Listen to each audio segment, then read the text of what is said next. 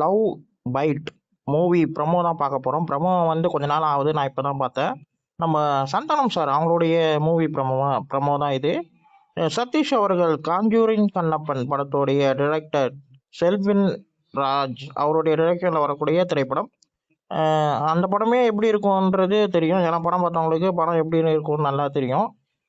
சரியான full movie.